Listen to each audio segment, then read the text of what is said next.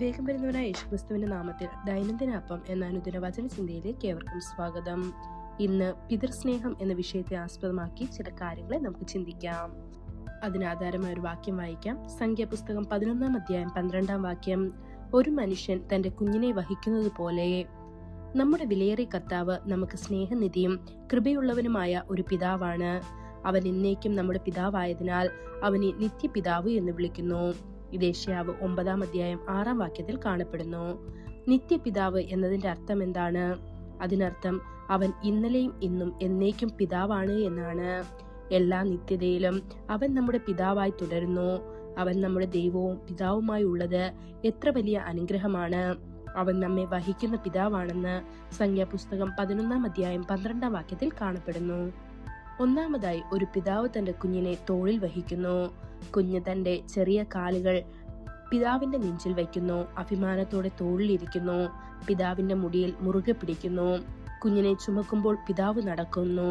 ഒരു രാജകീയ ഘോഷയാത്രയിൽ എന്ന പോലെ കുഞ്ഞ് സന്തോഷത്തോടെ സവാരി ചെയ്യുന്നു. നമ്മുടെ വിലയേറിയ കർത്താവ് നമ്മെ അവന്റെ പിന്നിൽ നടക്കാൻ പ്രേരിപ്പിക്കുക മാത്രമല്ല, അവൻ നമ്മെ വഹിക്കുന്നു. രണ്ടാമതായി, ഒരു പിതാവ് തന്റെ മക്കളെ ഉപദേശിക്കുന്നു.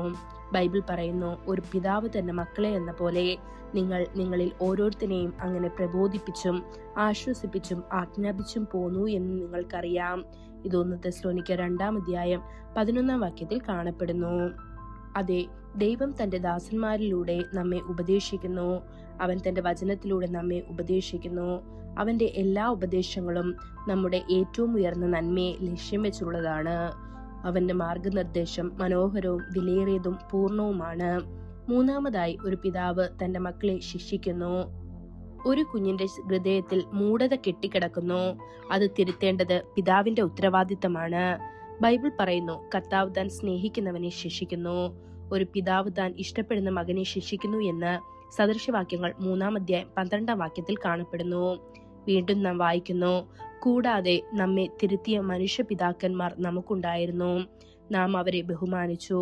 ആത്മാക്കളുടെ പിതാവിന് കീഴടങ്ങി ജീവിക്കാൻ നാം എത്രയധികം മനസ്സോടെ ചെയ്യേണ്ടതല്ലേ.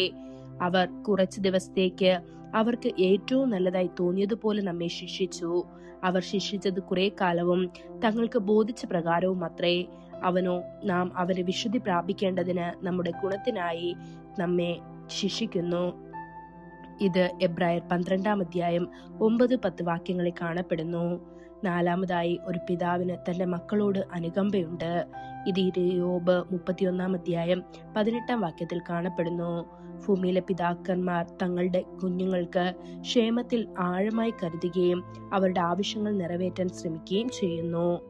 നമ്മെ പൂർണ്ണമായി സ്നേഹിക്കുന്ന നമ്മുടെ സ്വർഗസ്ഥനായ പിതാവ് ആർദ്രമായ കാരുണ്യത്തോടെ നമ്മെ എത്രയധികം പരിപാലിക്കുന്നു.